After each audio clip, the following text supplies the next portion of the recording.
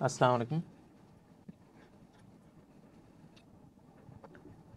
देखिए यहाँ पर सबसे पहले ये समझ लेते हैं कि उर्दू गज़ल जो है एक ऐसी सिन्फ़ है जो उर्दू की सबसे मकबूल और सबसे मशहूर सिन्फ़ है। पूरे भारत में ही नहीं बल्कि पूरी दुनिया में अगर उर्दू का तारुफ़ अगर जो है नॉन उर्दू लोगों तक पहुंचा है, गैर उर्दू दां तबके तक जो उर्दू का तारुफ़ पहुंचा है, तो वो पहुंचा है तो सिर्फ़ और सिर्फ गज़ल की बदौलत पहुंचा है। और गज़ल जो है, गज़ल एक ऐसी सिन्फ़ है, आप सबको पता है क्योंकि आप जो है इतने दिन से जो है स्टडी कर रहे हैं। मैं सिर्फ उसका जो है उसका रिव्यू करना चाहूँगा कि इसमें जो है जो तमाम चीज़ें हैं कि जैसे वो उसमें मतला होना चाहिए, मक्ता होना चाहिए, और साथ ही साथ जो है एक ही बहर में होना चाहिए। यानी एक बहर इस्तेमाल की गई और मक्ता और मतला रहा और कम से कम 5 अशार रहे, तो उसे जो है गज़ल कहा जाएगा। उस जो है नज़्म को गज़ल कहा जाएगा। तो उस पर जो है उर्दू गज़ल में हमारे पास जो है कई जो बड़े बड़े जो शोरा हैं उनकी गज़लें हमारे निसाब में शामिल हैं, उनकी शख्सियत पर सवालात आते हैं। तो ये तमाम चीज़ें ऐसी हैं जैसे देखिए जो उर्दू गज़ल है या जो उर्दू अदब है, उर्दू अदब जो है अगर हम कहेंगे तो मुबालगा नहीं होगा कि दीगर ज़बानों के मुकाबले में हमारा अदब और हमारी ज़बान कम उम्र है। लेकिन कम उम्र होने का मतलब ये नहीं है कि हम जो है उसको बहुत ही कम अरसे में जो है सीख सकते हैं या बहुत ही कम अरसे में समझ सकते हैं, बल्कि ये जो है अगर आप प्रैक्टिस करते रहे, प्रैक्टिस करते करते करते करते हम इतना हो सकते हैं कि हम जो है नेट जीआरएफ क्लियर कर लें।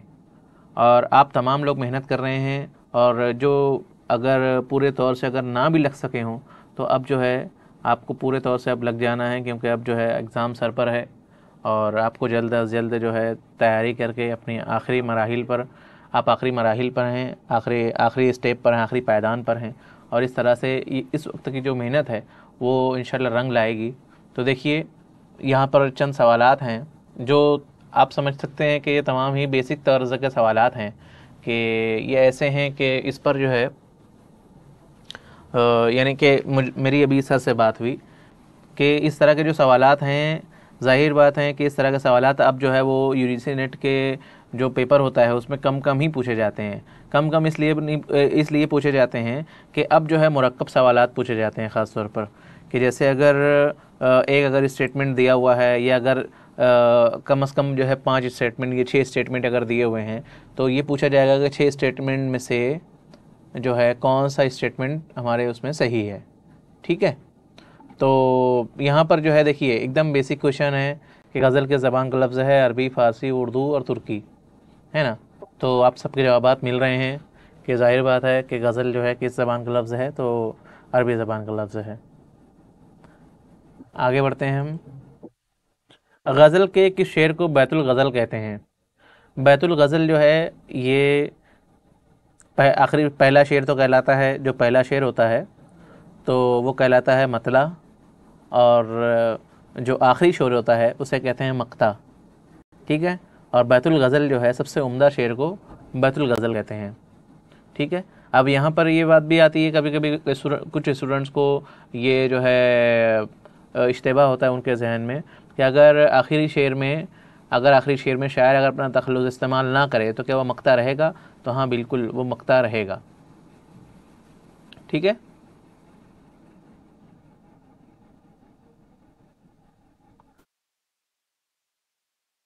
आगे हम बढ़ते हैं। गालिब ने बेरंग मनस्त किसे कहा है?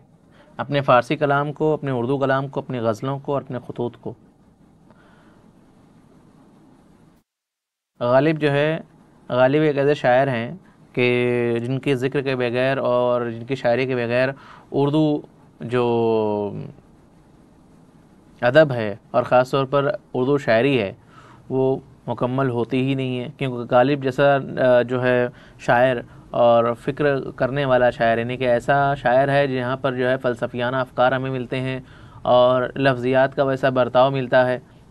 तो ये तमाम चीज़ें जो है गालिब के यहाँ पर हमें मिलती हैं। तो गालिब की बुनियाद, इसी बुनियाद पर जो है गालिब एक ऐसे शख्स हैं कि इसी वजह से शमसुल फ़ारूकी ने कहा था कि गालिब हमारे आखिरी क्लासिकी शायर और पहले जदीद शायर हैं। गालिब हमारे आखिरी क्लासिकी आखिरी क्लासिकी और पहले जदीद शायर हैं।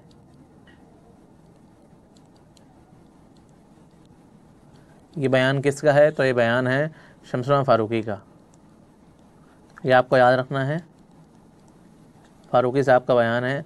और ये जो इंतखाब कलाम गालिब में उन्होंने ज़िक्र किया है, इंतखाब कलाम गालिब, इंतखाब कलाम गालिब में जब उन्होंने गालिब के इंतखाब पर जब अपनी बात रखी है तो उसमें इनका ये बयान दर्ज है कि गालिब हमारी ज़बान के आखिरी क्लासिकी और पहले जदीद शायर हैं। क्योंकि देखिए ये तमाम चीज़ें बरसबील तज़किरा इसलिए बता दी जाती हैं कि कभी कभी वही तमाम चीज़ें हमारे जब हम नेट का पेपर सॉल्व कर रहे होते हैं, उसको हल कर रहे होते हैं, तो उस वक्त ये तमाम चीज़ें जिसको हम कभी कभी बहुत ही जो है रवा रवी में पढ़ते हुए गुजर जाते हैं, कभी कभी नज़रअंदाज भी कर देते हैं, तो वही तमाम चीज़ें हमें कभी कभी डूबते का सहारा महसूस होती हैं। कभी कभी ऐसा होता है कि हम सवाल हल कर रहे होते हैं और अगर 5 या 6 स्टेटमेंट दिया हुआ है और अगर हम एक स्टेटमेंट तक भी पहुंच जाते हैं और उसका सही हम जो है वहाँ पर जो है हतमी तौर पर हमें अगर किसी स्टेटमेंट का हमें हतमी जवाब पता होता है तो हमें जो है वो सवाल हल करना आसान होता है ना। तो आपको इस तरह से जो बातें निकल रही हैं और जो बातें सामने आ रही हैं उसको भी आपको याद रखना है। देखिए गालिब जो हैं अपनी पूरी ज़िंदगी उन्होंने अपनी फ़ारसी ज़बान को अहमियत दी और वो जो है उर्दू को बेरंग मनस्त कहा करते थे अपने उर्दू कलाम को, है ना। तो ये आपका सही जवाब है, उर्दू कलाम को उन्होंने बेरंग मनस्त कहा कि उन्होंने अपनी यानी जो है फीकी शायरी थी उनकी नज़र में, बेरंग शायरी थी, क्योंकि वो अपने आप को गालिब जो अपने आप को फ़ारसी का शायर समझते थे। 10 ज़ैल में किस शायर ने सारी ज़िंदगी एक ही तखल्लुस इख्तियार किया?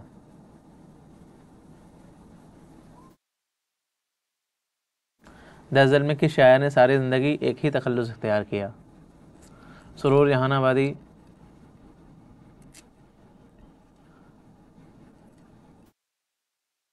मीर तकी मीर, अल्ताफ़ हुसैन आली, मीर अनीस।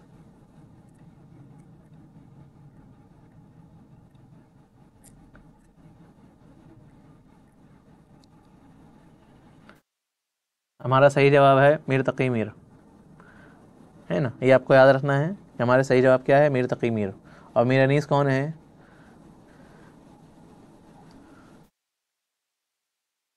मीर अनीस एक ऐसे शायर हैं जैसे जैसे अभी फ़िल वक्त अगर अगर हम ये बात करें कि जैसे बहुत सारे ऐसे ऐसे शोरा भी गुज़रे हैं हमारे कि जिनका जो है हुकूमत ने बहुत ज़्यादा जो है उनको सम्मान दिया है, बहुत एज़ाज़ दिया है, ठीक है।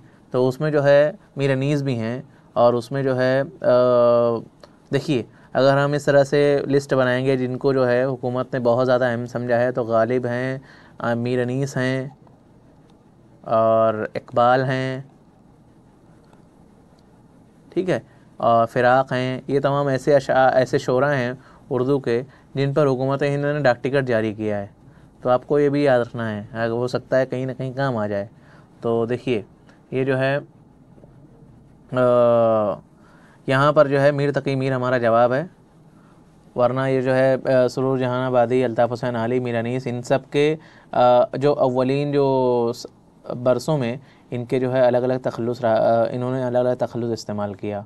आगे चलते हैं, ये किसका कौल है? देखिए कौल के ज़ुमरे में जो है बहुत सारे अक़वाल आपको याद रखने पड़ेंगे, बहुत सारे अक़वाल हैं जो हमारे नज़रों के सामने आते हैं। तो इन तमाम अक़वाल में एक बहुत ही मशहूर कौल है, बहुत ही मशहूर कौल है।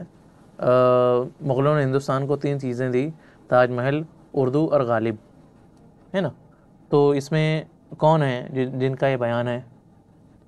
तो बहुत अच्छा सबका जवाब सही आ रहा है। सबका जवाब है रशीद अहमद सिद्दीकी। अब देखिए यहाँ पर अगर हम ये बात करेंगे रशीद अहमद सिद्दीकी, ये हाल ही कहाँ के थे? तो हाल ही थे पानीपत के, है ना, हाल ही पानीपत के थे, आपको ये याद रखना है। और रशीद अहमद सिद्दीकी जो हैं इनकी तहरीर में अलीगढ़ नज़र आता है।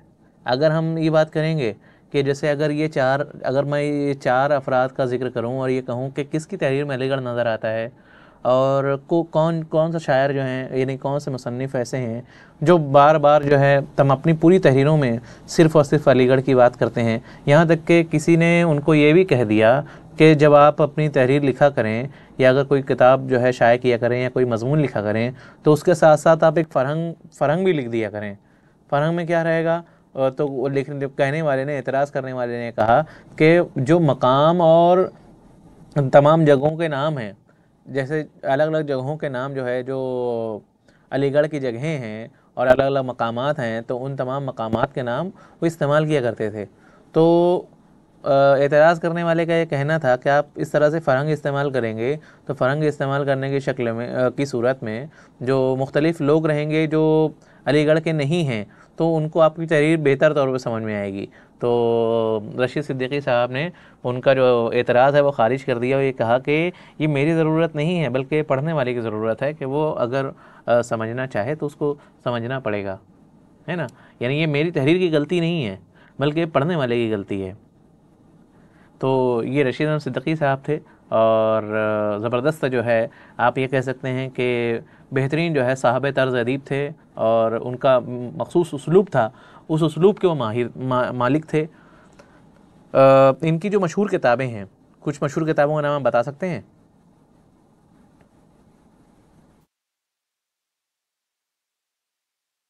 अगर मैं कहूँ कि इनकी जो है खाकों की सबसे बेहतरीन किताब, खाकों की सबसे बेहतरीन किताब, उसका नाम क्या है रशीद अहमद सिद्दीकी साहब की? इसमें खाके हैं बहुत सारे।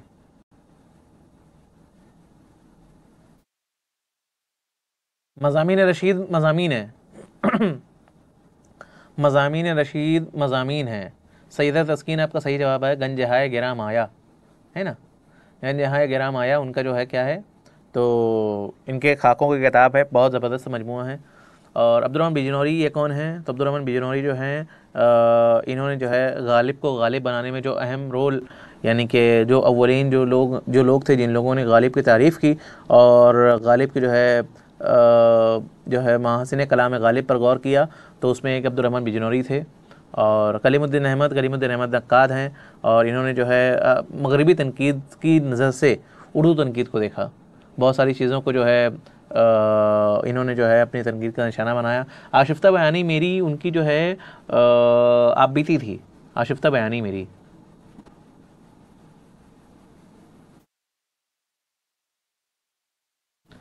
ठीक है, आशिफ्ता बयानी मेरी उनकी आप बीती थी। और ये जो मज़ामीन रशीद है उनके मज़ामीन थे। आगे बढ़ते हैं हम। दीवान गालिब की तदवीन में सबसे अहम कौन है? मौलाना इम्तियाज़ अली अरशी, अब्दुर्रहमान बिजनौरी, अल्ताफ़ हुसैन हाली, मुस्तफ़ा खान शिफ्ता।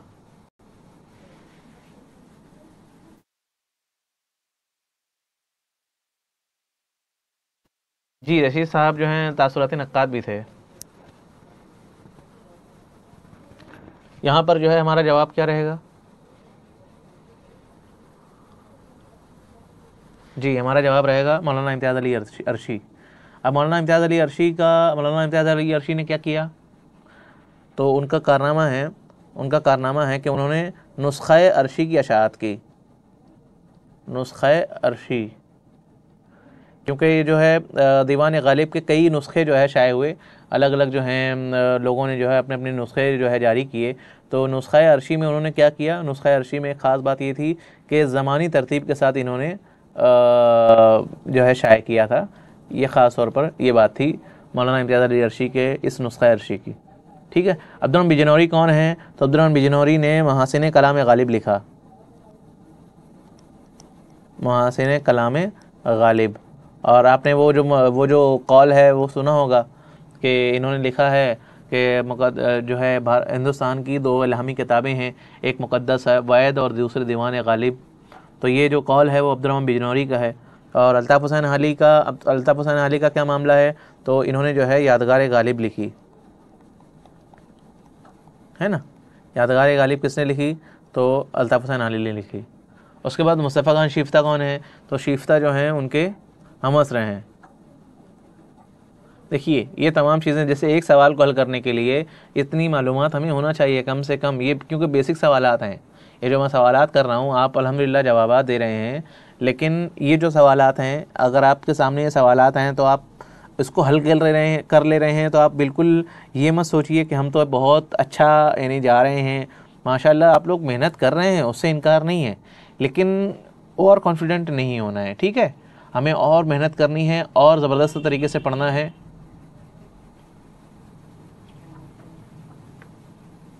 आगे देखते हैं, 10 दल में से कौन सा शायर कभी दस्तूर साज असम्बली का रुकन नहीं रहा? मौलाना हसरत मोहानी, मखदूम मुइयुद्दीन, अल्लामा इकबाल, फ़ैज़ अहमद फ़ैज़।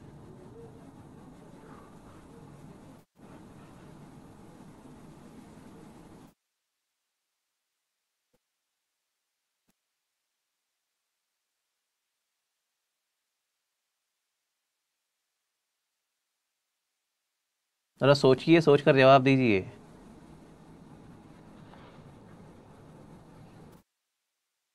हम्म,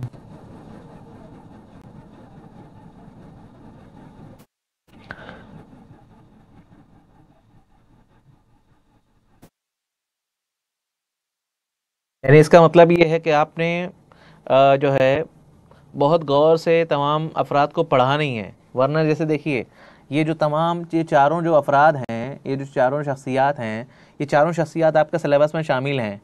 इसमें से कोई ऐसा नहीं है कि जो आपके सिलेबस में शामिल नहीं है, ठीक है।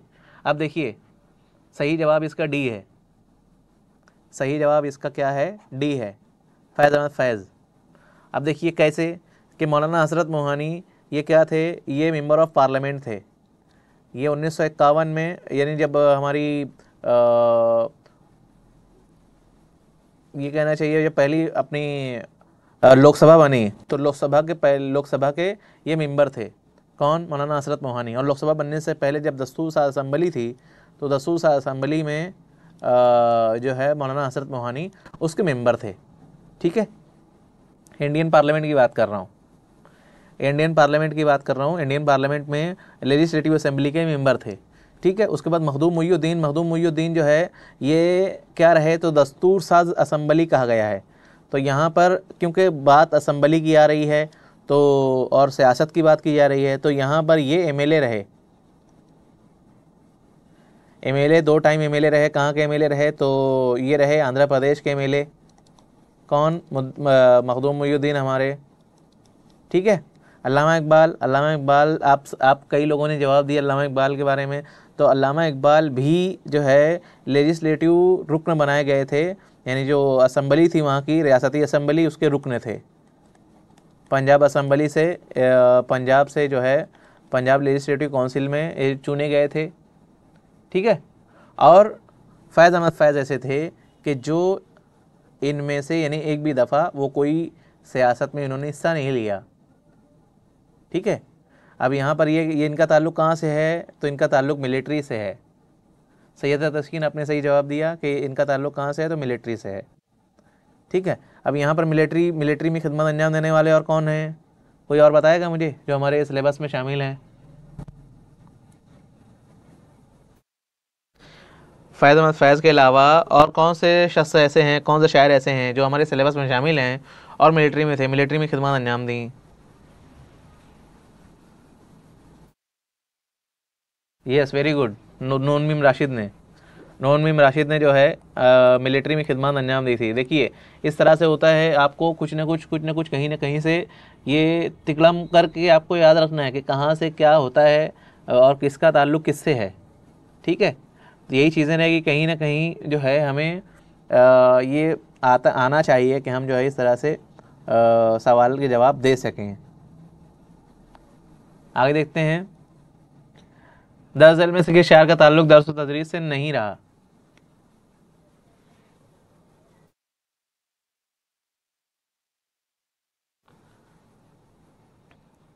हाँ, क्या आएगा जवाब? फिराक गोरखपुरी, अल्लामा इकबाल, फैज़ अहमद फैज़, जिगर।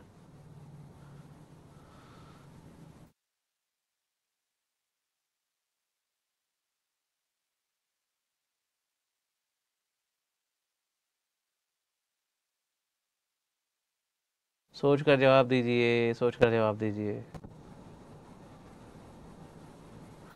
कोई ए कह रहा है, कोई सी कह रहा है, कोई डी कह रहा है।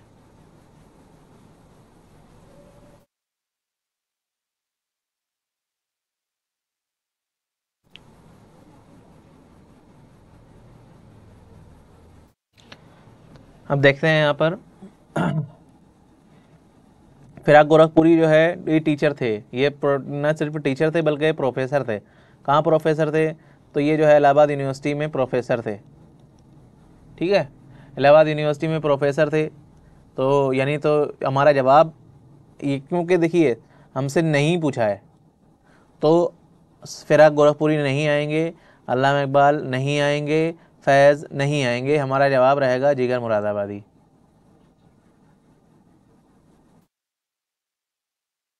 ठीक है, इनका कहीं ना कहीं कुछ ना कुछ थोड़े अरसे के लिए ही सही, लेकिन इन तमाम का ताल्लुक जो है कहीं ना कहीं दर्स व तदरीस के लिए रहा, लेकिन जिगर का ताल्लुक कहीं से भी नहीं रहा। हालांकि ये तमाम लोग जो है अगर हम ये कहेंगे कि ये लोग जो है प्रोफेशनली जो है टीचर नहीं रहे, है ना। प्रोफेशनली टीचर कौन थे? तो फिराक थे। अब अगर हम वकला की बात करेंगे कि वकील हमारे सिलेबस में कौन कौन है, तो देखिए अल्लामा ये जो है इकबाल जो हैं वो वकील हैं। वकील के अलावा और कौन है आप बताइए?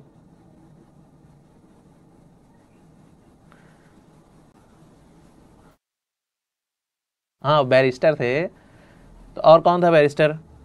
या वकील कौन था? बैरिस्टर, बैरिस्टर होना अलग चीज़ है। वकालत से कौन जुड़ा हुआ था? हाँ चकबस्त थे, फ़ानी थे, है ना। तो देखिए एक सवाल ये भी तैयार हो गया हमारा, चकबस्त और फ़ानी। अब जैसे अगर यहाँ पर ये भी सवाल आ सकता है कि अगर इनमें से किसका ताल्लुक वकालत से नहीं है, तो ये तीन आएगा, चौथा कोई जो रहेगा उसका नहीं रहेगा। ठीक है, तो जो हमारे वकील जो शोरा हैं जिनका ताल्लुक वकालत से है, तो ये भी कहीं ना कहीं हो सकता है काम आ जाएगा आपको, तो ये भी याद रखिए।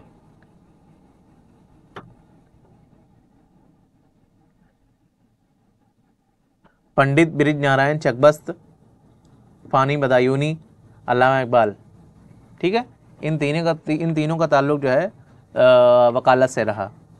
चलिए आगे बढ़ते हैं। लेनिन और बाल गंगाधर तिलक से किसे अकीदत थी?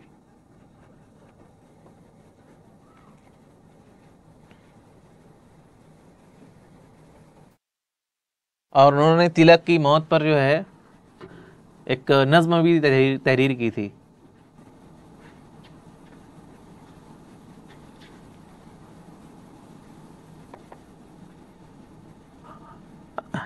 सही जवाब है हसरत मोहानी।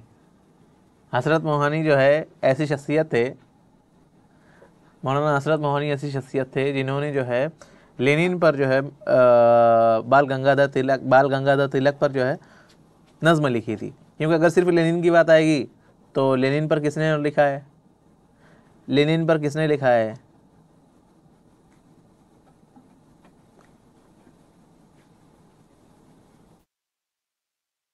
बेगा किताब का पैगंबर किसने कहा है लेनिन को?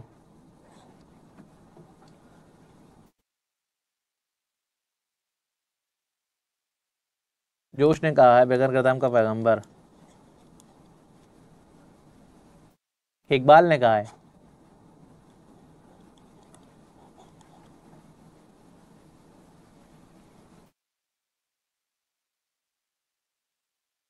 जी ये भी बात है, 1921 में सबसे पहले मुकम्मल आज़ादी का नारा हसरत ने दिया था। उससे पहले जो है किसी ने मुकम्मल आज़ादी की बात नहीं की थी। मुकम्मल आज़ादी की बात तो कांग्रेस ने कब की? मुकम्मल आज़ादी की बात कांग्रेस ने 1929 में की। ठीक है, लाहौर इजलास में सबसे पहले जो है 1929 में कांग्रेस ने जो है आज़ादी की बात की। उससे पहले आज़ादी की बात नहीं की जाती थी। 1921 में यानी 8 साल पहले ही अहमदाबाद इजलास में जो है हसरत मोहानी ने बात की थी कि हमें जो है मुकम्मल आज़ादी चाहिए। तो शायद अजीमाबादी नहीं है, असगर गोंडवी नहीं है, जोश नहीं है, बल्कि हमारा सही जवाब है हसरत मोहानी। वरना अगर सिर्फ इसकी बात आएगी, लेनिन की बात आएगी, तो लेनिन की बात में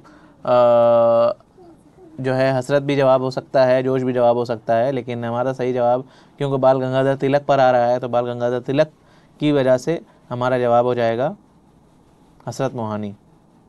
आगे बढ़ते हैं हम। किसकी दीवान की आमद से उर्दू शायरी का बाकायदा आगाज़ हुआ?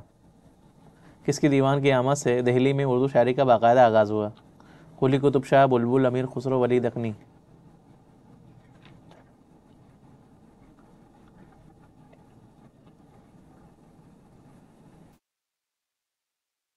बिल्कुल बेसिक क्वेश्चन है, वली दखनी पर है।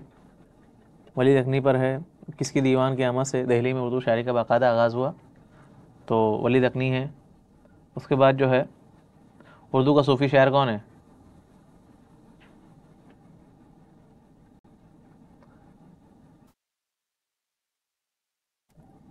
अगला सवाल है कि उर्दू का सूफ़ी शायर कौन है?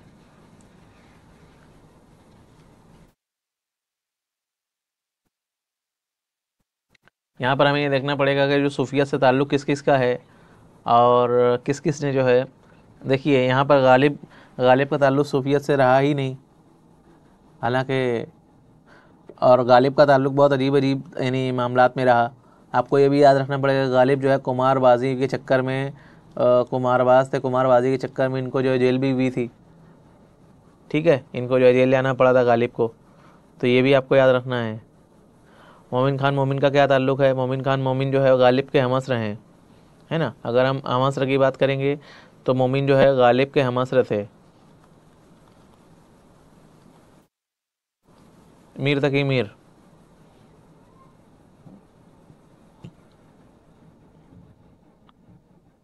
मीर की शायरी और मीर से मुतालिक जो है बहुत ज़्यादा लोगों ने जो है मीर की जो है शायरी की तारीफ़ की। और मीर का जो ताल्लुक़ रहा सूफियत से नहीं रहा, सूफियत का ताल्लुक़ जो है किससे रहा? दर्द से रहा, यानी दर्द जो है उर्दू के सूफ़ी शायर हैं, मीर दर्द। ठीक है,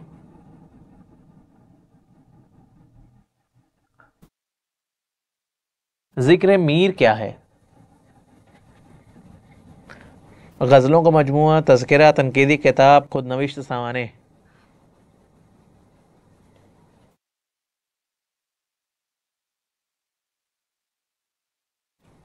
ज़िक्र मीर, देखिए क्या होता है, अगर आप नाम पर जाएंगे, अगर हम सिर्फ उसको नाम की मुनासबत से अगर देखेंगे कि है क्या, तो हम क्या करेंगे कि ज़िक्र मीर में यहाँ पर ज़िक्र आ रहा है, तो ज़िक्र से हमारा जवाब तज़किरा होना चाहिए, लेकिन ये जवाब गलत है। गज़लों का मजमूआ नहीं है, तनकीदी किताब नहीं है, तो ये है खुद नविश सामाने। ठीक है, खुद नविश सामाने हैं। और आपको ये मालूम होना चाहिए कि ज़िक्र मीर किस ज़बान में है, तो ज़िक्र मीर जो है फ़ारसी में है।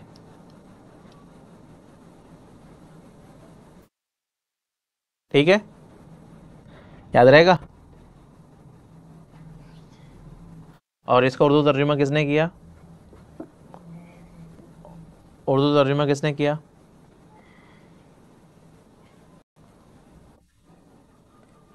ख्वाजा अहमद फ़ारूकी ने किया।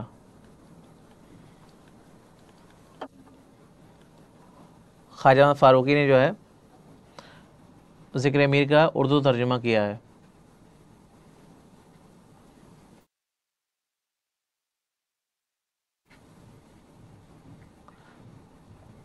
सॉरी सॉरी सॉरी, ये ख्वाजा अहमद फ़ारूकी जो है, इन्होंने मीर पर किताब ज़रूर लिखी है। इन्होंने जो है मीर पर किताब लिखी है, मीर की शख्सियत पर, है ना, मीर की शख्सियत पर इन्होंने किताब लिखी है। और इसका जो तर्जुमा है वो निसार अहमद फ़ारूकी साहब ने किया है। ठीक है, ख्वाजा अहमद फ़ारूकी को इनकी किताब के लिए साहित्य अकेडमी दिया गया था, साहित्य अकेडमी अवार्ड मिला था।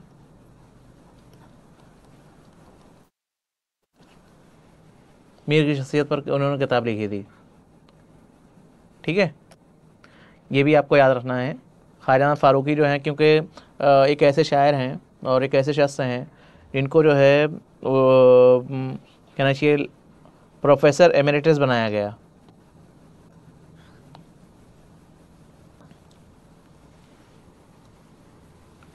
आगे बढ़ते हैं। हज़रत मोहानी इनमें से किसके एडिटर थे? उर्दू मोहल्ला, मुहिब हिंद, ज़मींदार, दहली उर्दू अखबार।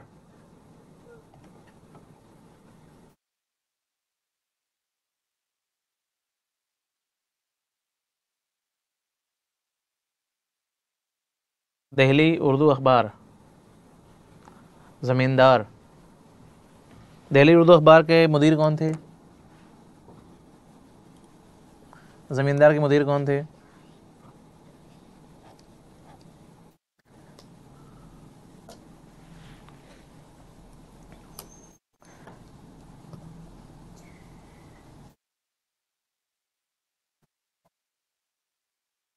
ज़फ़र अली ख़ान साहब जो है वो ये ज़मींदार के अखबार, ये जो है ज़मींदार के एडिटर थे। दिल्ली उर्दू अखबार के एडिटर जो है मौलवी मोहम्मद बाक़िर थे। मौलवी मोहम्मद बाक़िर कौन थे? तो आपको पता होगा कि ये जो है मोहम्मद हुसैन आज़ाद के वालिद थे, है ना। मोहम्मद हुसैन आज़ाद के वालिद मौलवी मोहम्मद बाक़िर, दिल्ली उर्दू अखबार, है ना।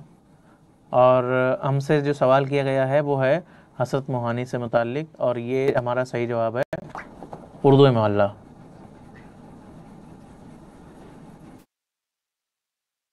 आगे बढ़ते हैं।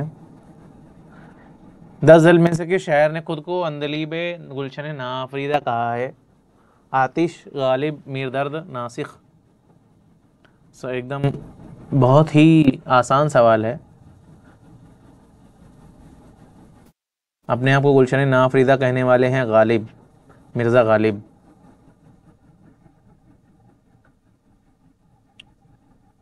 इन्होंने अपने आप को गुलशन नाफरीदा कहा है। खुदाए सुखन किस शायर को कहा जाता है? वली दकनी, मीर तकी मीर, सौदा, गालिब। खुदाए सुखन कहा जाता है मीर को, है ना।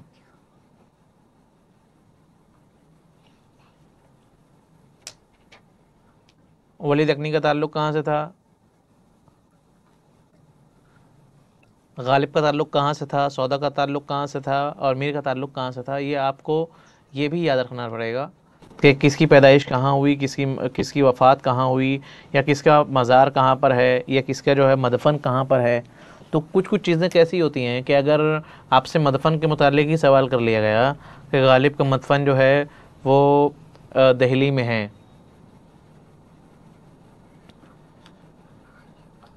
अंदलीब गुलशन ना आफरीदा, अंदलीब का मतलब होता है बुलबुल को कहा जाता है ना।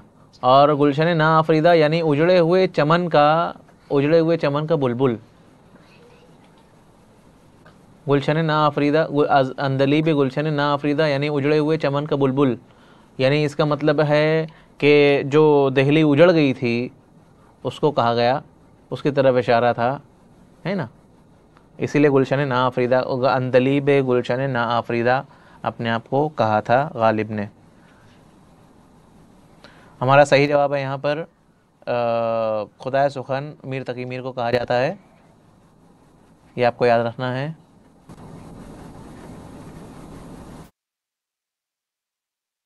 गालिब का साल वफ़ात क्या है? बिल्कुल बेसिक क्वेश्चन है, आप सबको पता होना चाहिए कि गालिब का साल वफ़ात क्या है। 1880, 1800, 1869, 1881।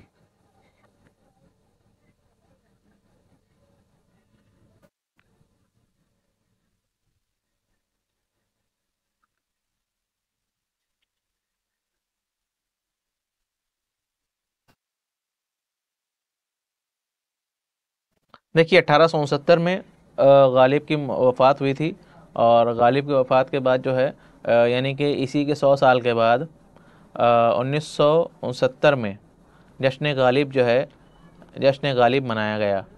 यानी गालिब का जो 100 साल था, 100 साल यानी उसकी गालिब की वफ़ात को हुए थे, तो जश्न गालिब जो है हुकूमती सतह पर मनाया गया था। और बहुत बड़ा जश्न जो है गालिब की याद में मनाया गया था, ये भी आपको याद रखना है। उसी साल जो है गालिब का गालिब का टिकट भी निकला। कहाँ से निकला? तो पाकिस्तान से निकला, इंडिया से निकला, ठीक है। ये डाक टिकट निकाला गया।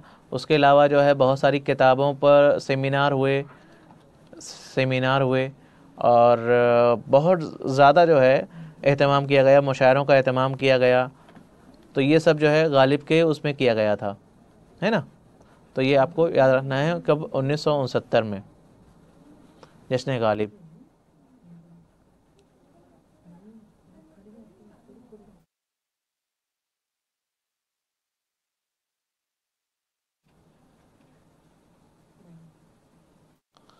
और जब ये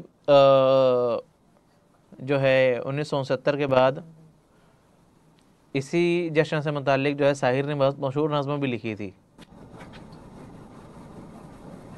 है ना, साहिर की नज़्म है। हाँ, गालिब एकेडमी का क़याम भी अमल में आया था उसी वक्त। तो ये तमाम चीज़ें जो है 1969 में हुई थी। तो इस मुनासबत से आपको यानी एक ट्रिक इसलिए दे रहा हूँ कि आपको ये पता रहे कि कुछ चीज़ें कैसी होती हैं कि हमें याद रहेगा, तो कुछ बातें एक से बढ़ करके जब दूसरी बात याद आती है तो हमें आसान हो जाता है। पेंशन के लिए कलकत्ता का सफ़र के शायर ने किया, मीर अनीस, मिर्ज़ा दबीर, गालिब और मीर मोनिस।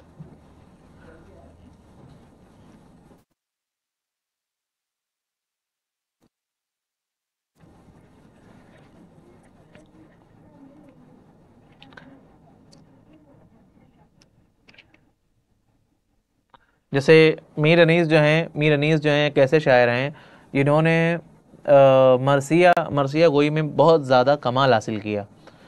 यानी कि इनके कई दीवान जो है, मीर अनीस के कई दीवान जो है शाये हुए।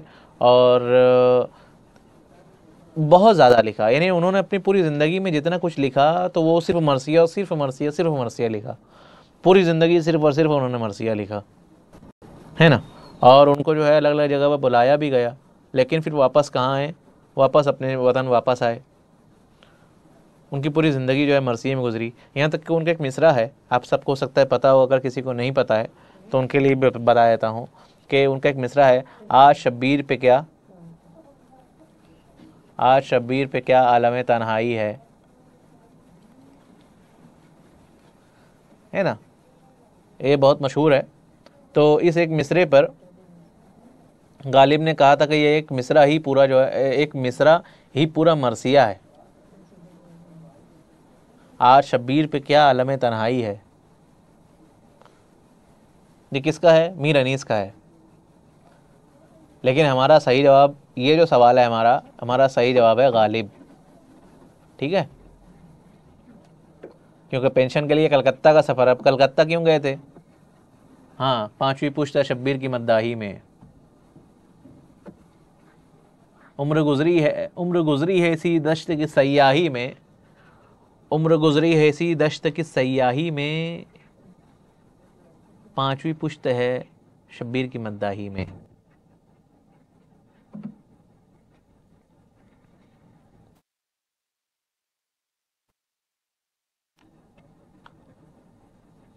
और हाँ, एक बात और कि ये जो मीर अनीस का कतः तारीख किसने लिखा था?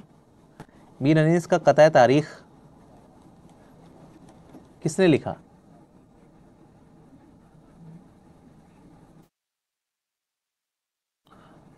यानी एक शेर लिखा है उन्होंने, तारीखी शेर लिखा है, और वो तारीखी शेर मीर अनीस की जो है कब्र पर लिखा हुआ है।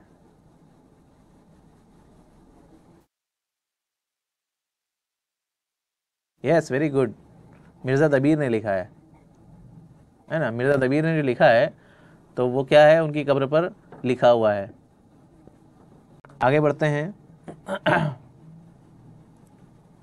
इनमें से किस शायर को ज्ञानपीठ अवार्ड नहीं दिया गया? फिराक गोरखपुरी, जिगर मुरादाबादी, शहरयार, अली सरदार जाफरी। अली सरदार, देखो फिराक गोरखपुरी जो हैं, इधर ध्यान दीजिए।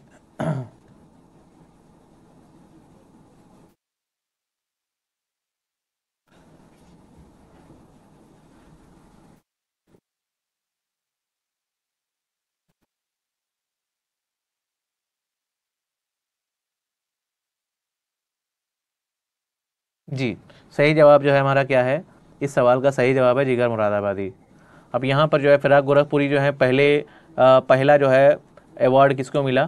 तो ये फिराक गोरखपुरी को मिला। अभी तक के उर्दू को 4 अवार्ड मिले हैं।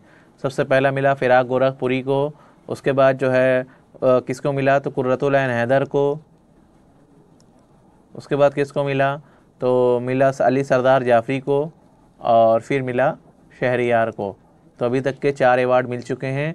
और इसमें जो है क्योंकि हमारा ये 4 में एक ऑड वन आउट क्या है, तो जिगर मुरादाबादी, इनको जो है अवार्ड नहीं मिला है। तो इसीलिए हमारा सही जवाब ये, क्योंकि नहीं वाला जवाब है तो आपको ये ध्यान देना है, क्योंकि नहीं पूछा है तो हमारा सही जवाब ये है। ठीक है।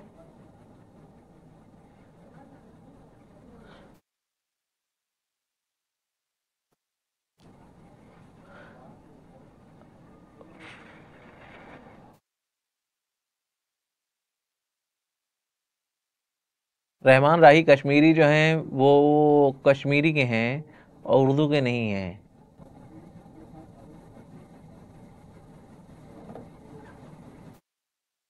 ठीक है, तो उर्दू में यही चारों को गिना जाता है।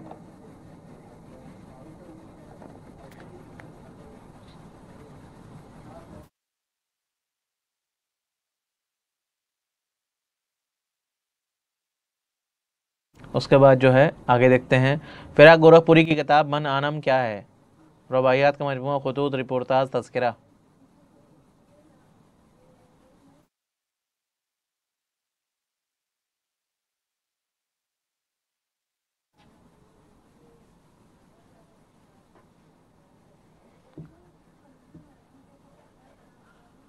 फिराक गोरखपुरी की किताब मन आनम क्या है? रबाइयात का मजमूआ, खुतूत, रिपोर्टाज, तज़किरा। सही जवाब मिल रहा है मुझे, सही जवाब है खुतूत। अब ये खुतूत किसके नाम लिखे गए हैं? तो खुतूत के नाम लिखे गए हैं मोहम्मद तुफ़ैल के नाम। मोहम्मद तुफ़ैल कौन थे? तो मोहम्मद तुफ़ैल जो है, मोहम्मद तुफ़ैल ये नुकूश के मुदीर थे।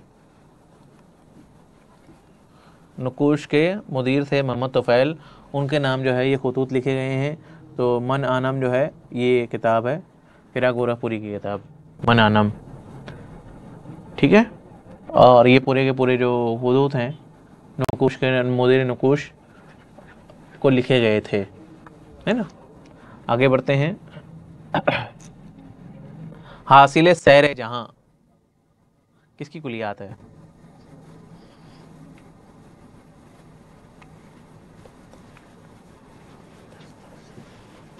हासिल सैर जहाँ किसकी कुलियात है?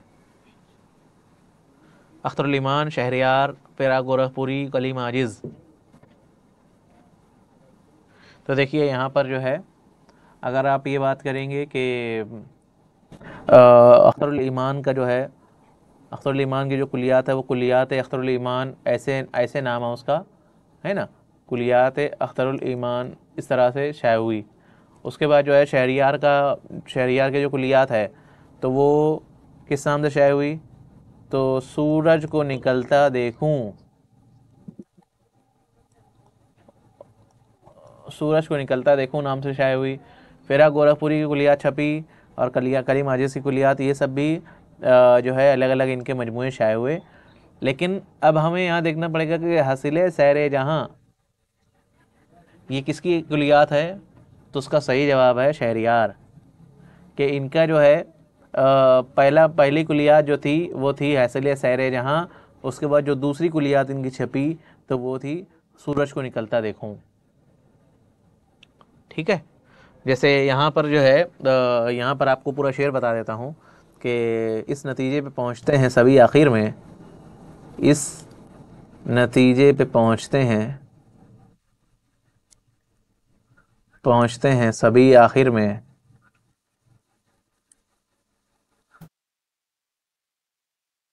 हासिल सैर जहाँ कुछ नहीं हैरानी है। इस नतीजे पे पहुँचते हैं सभी आखिर में, हासिल सैर जहाँ कुछ नहीं हैरानी है। तो ये किसका है? ये है शहरयार का। और ये जो मिसरा है, हासिल सैर जहाँ कुछ नहीं हैरानी है, तो ये शहरयार की कब्र पर, शहरयार के कुतबे पर लिखा हुआ है ना। किसके कुतबे पर लिखा है? शहरयार के कुतबे, उनके खुद के कुतबे पर लिखा हुआ है, उनकी कब्र पर लिखा हुआ है, हासिल सैर जहाँ कुछ नहीं हैरानी है। आपको याद रखना है। आगे बढ़ता हूँ। यास यगना चंगेज़ी को किस नाम से याद किया जाता है? तो गालिब शिकन बहुत मशहूर रहे, गालिब शिकन के नाम से ही इनको याद किया जाता है। और शायर बेदिमाग, इमाम आसियात, इमामुल मुतग़ज़्ज़िलीन, यानी इमामुल मुतग़ज़्ज़िलीन किसे कहा जाता है? तो इमामुल मुतग़ज़्ज़िलीन कहा जाता है हसरत मोहानी को। हसरत मोहानी को, हसरत को कहा जाता है, ये फ़ानी को कहा जाता है। शायरियत बेदिमाग किसे कहा जाता है?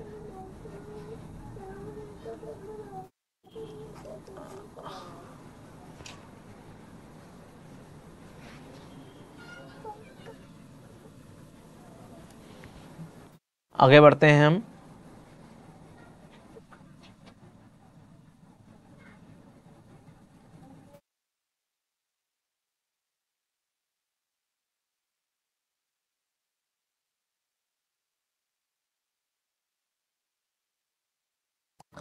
यस, शायर बेदिमाग कहा जाता है मीर तकी मीर को।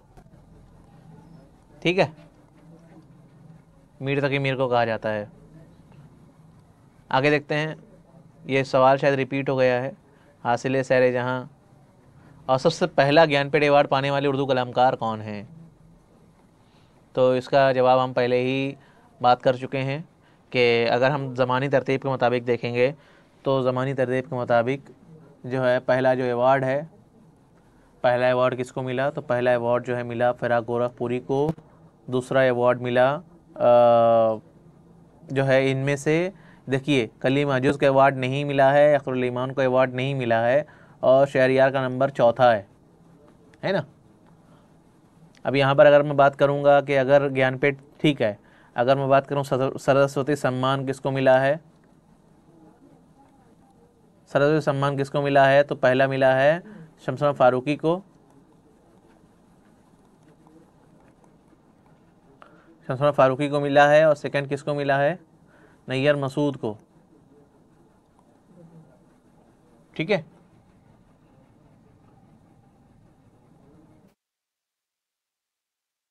सवाल चेंज हो गया है। हाँ हाँ, हासिल इससे जहाँ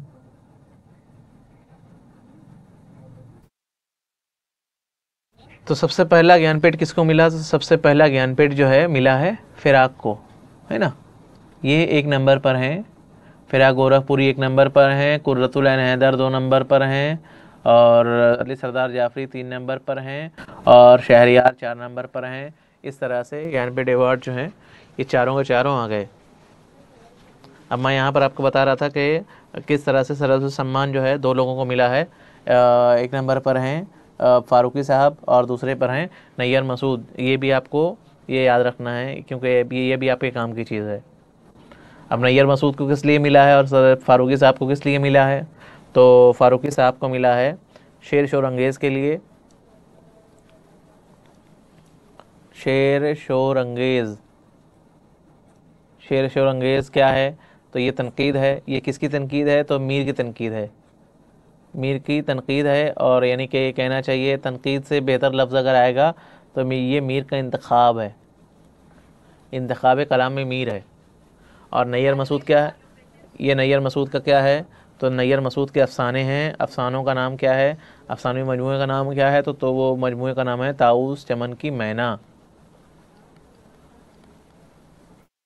ताऊस चमन की मैना, ये हमारा सही जवाब है। यानी कि अफ़साने, ये अफ़साने की किताब है। इस तरह से आपको ये मिलता है कि सरस्वती सम्मान 2 लोग को मिला है ना, 1 2 फारूकी साहब और नहीं। ये तमाम चीज़ें इतने डीप जो क्वेश्चंस हैं ना, आपको इसलिए बताया जा रहा है कि जो तमाम डीप चीज़ें हैं कहीं ना कहीं आपको काम आएगी। जैसे अभी ये शेर शोर अंगेज़, जैसे अगर आपसे सवाल किया गया कि इसमें से 10 झेल में से कौन सी किताब जो है मीर की तनकीद है या मीर का इंतखाब है, तो आपको कम से कम इतना तो आइडिया होना चाहिए कि शेर शोर अंगेज़ क्या है। क्योंकि हम कलाम अगर हमारे निसाब में मीर है तो कहीं ना कहीं तो शेर शोर अंगेज़ का जिक्र आएगा ही। ठीक है, तो इसलिए लगे हाथों जितनी बातें आती जा रही हैं आपको इसलिए बताते चल रहा हूँ, ताकि कहीं ना कहीं आपको ये पूरी मालूमात आपको काम आएगी। दासा फाल्के अवार्ड किस शायर को तफवीज़ किया गया?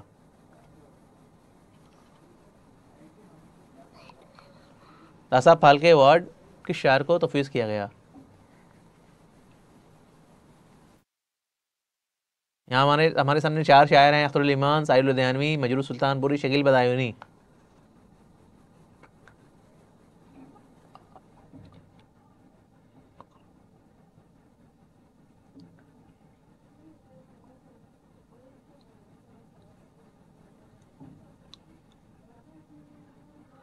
हमारा सही जवाब है मजरूह सुल्तानपुरी।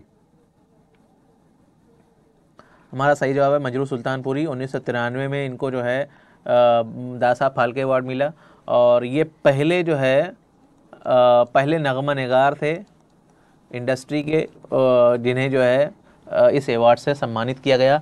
अख्तरुल ईमान क्या थे? तो अख्तरुल ईमान मुकालमा निगार थे, ये ज़बरदस्त जो है मुकालमे लिखा करते थे, और ये जो है इन्होंने भी शायरी की है ना, फ़िल्मी शायरी इन्होंने भी की, और अदबी शायरी भी की, फ़िल्मी शायरी भी की, और इन्होंने भी अदबी शायरी भी की, फ़िल्मी शायरी भी की।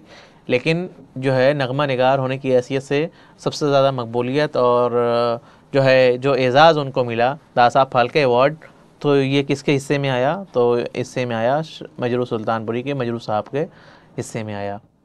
ठीक है, हाँ, फिल्मी दुनिया में दिया जाता है, फिल्मी दुनिया का सबसे बड़ा अवार्ड है दादा साहब फाल्के अवार्ड।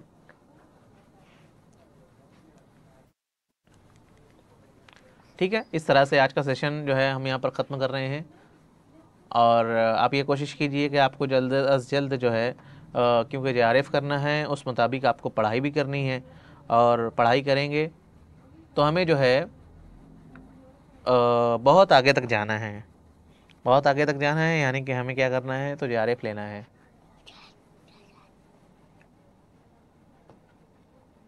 रक्स करना है तो फिर पाँव की जंजीर न देख, उन्हीं का जो है शेर है। देख जिंदा से परे रंगे चमन जोश बहार, रक्स करना है तो फिर पाँव की जंजीर न देख। क्लास मुख्तसर नहीं है, 1 घंटा हो चुका है, और मेरा आज ख़्याल था कि और ज़्यादा लंबी ली जाए, लेकिन असल में जो सवालात थे आज, सवालात आज कम ही हो सके। इंशाल्लाह जो है